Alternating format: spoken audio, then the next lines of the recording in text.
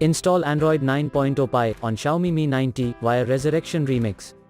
Please check the description for important notes and all the download links. First download ROM and GApps packages, then transfer the downloaded files to the phone storage, link is in the description below. Step 2. Boot your device into TWRP recovery. Once in TWRP, click on Wipe, Advanced Wipe, and select the check boxes, as shown in the image, excluding internal storage.